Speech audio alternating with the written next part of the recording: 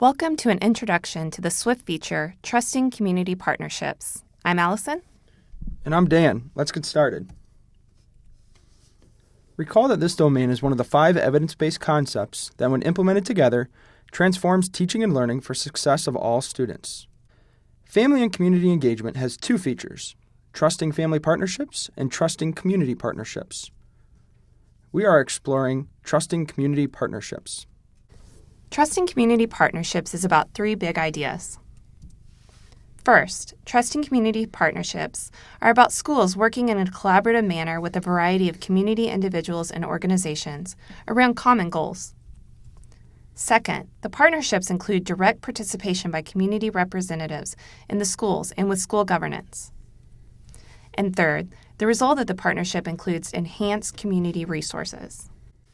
The research base for trusting community partnerships has a broad base demonstrating outcomes for students, families, schools, and the community at large. Research shows that the community school partnership leads to improved outcomes for students.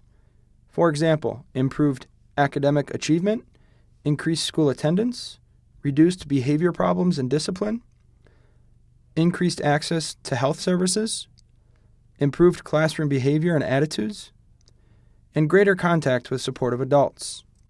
Improved outcome for families include improved stability related to basic housing, food, transportation, and employment, improved work situations such as working more hours or missing less work, improved communication with schools and teachers, and greater attendance at school meetings and events.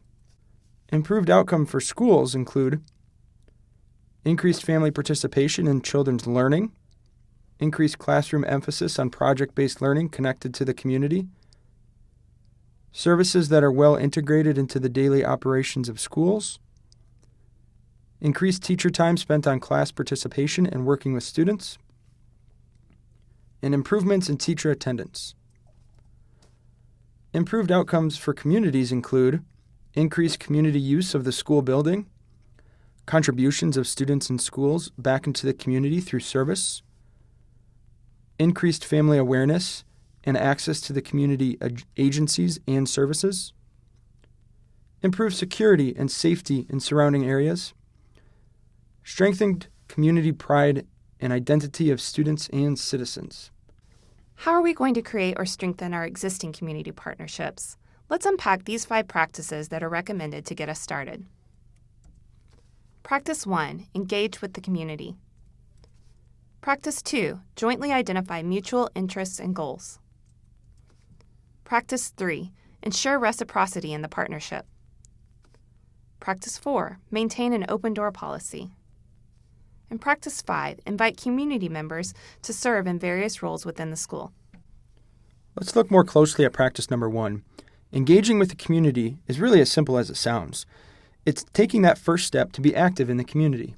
Frequent businesses and service organizations and inquire about what they sell or the services they offer. People love to talk about their work and what they're proud about. By listening, you'll learn what is important to that community member, which will help you to see opportunities for partnership. Establish a relationship with the owner of the business or organization. Establish a friendly and trusting relationship forms the basis for an effective partnership.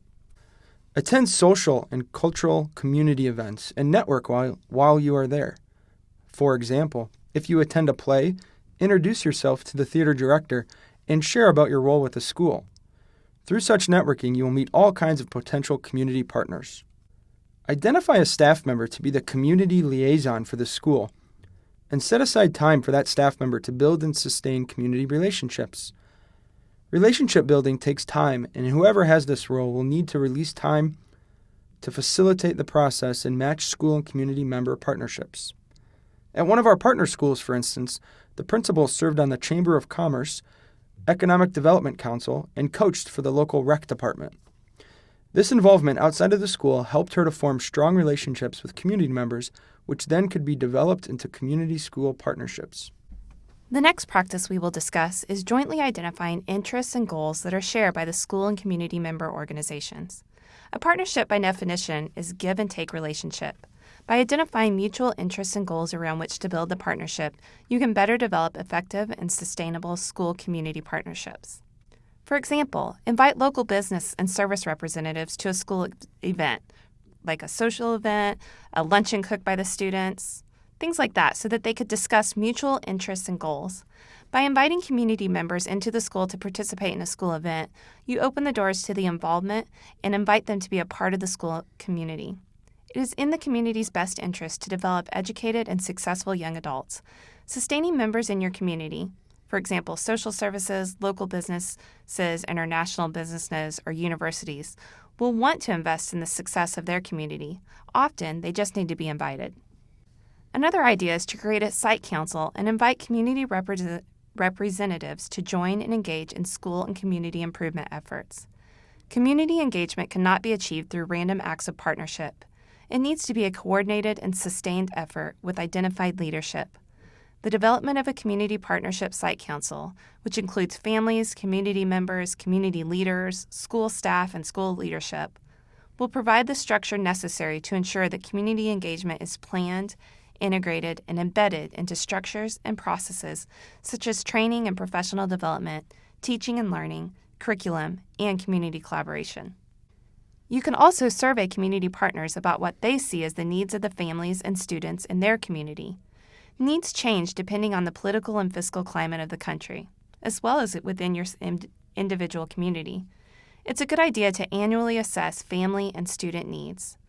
Surveying current as well as potential community partners about what they see as the most pressing needs of families and students in your community will help you to prioritize and evaluate the effectiveness of existing partnerships in meeting those needs. Can also link mutual interests and goals to student learning. Community partnerships can be very helpful in providing resources to schools for unmet needs. When identifying mutual interests and goals within a community partner, link them to student learning.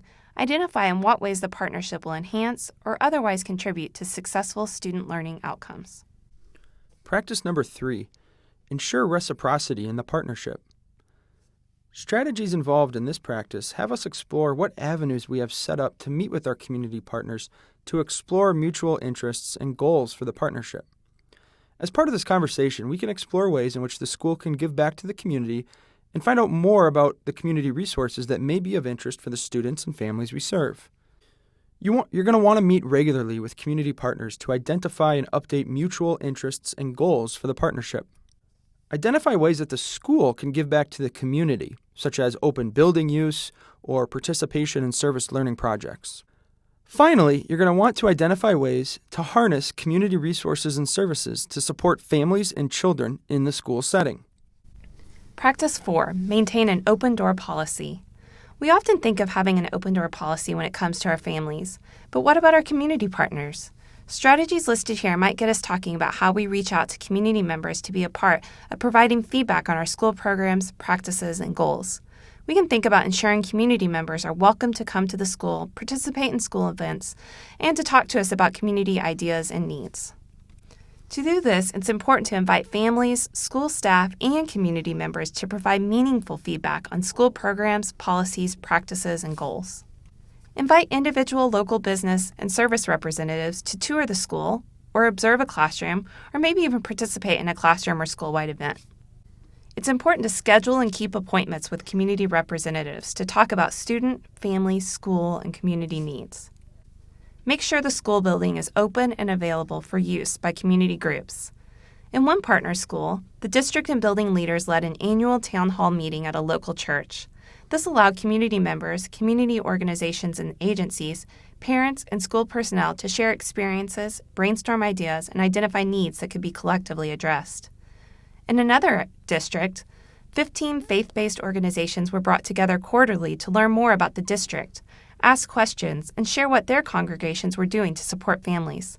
This became eye-opening because during the discourse, they found that collecting back-to-school supplies was a most frequently occurring congregational activity. School counselors were able to share that, in fact, they had a surplus of school supplies that were donated by local businesses, and that rather they were in need of snack bars, weekend backpack programs, and having back-to-school events like finding local hairstylists who would offer no or low-cost haircuts. So based on that, what are some ways that you could open your doors to your community members? Spend some time discussing. Practice number 5, invite community members to serve in various roles within the school. As we think about how community members do or could serve in different roles within our school, we can think about not only our standing committees, but how they could be active participants in our projects, our lessons, and our celebrations. First, we're going to want to invite community members to serve on committees and leadership teams that contribute to school governance decisions.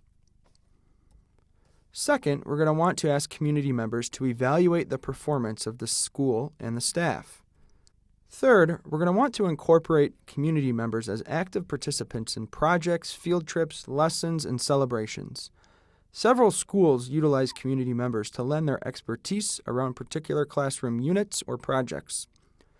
At one partner district, they worked with local businesses to add value to the school professional development plan.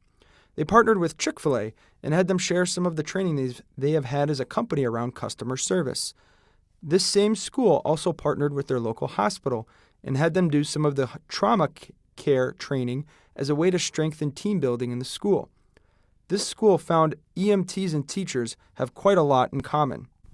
So we just covered 5 practices that are good launching points for creating trusting community partnerships. Let's debrief as we think about our own district or building. Spend some time discussing. Why is creating a trusting community partnership important? Discuss what strengths are already in place at your school. Discuss opportunities for growth. Then set goals and next steps.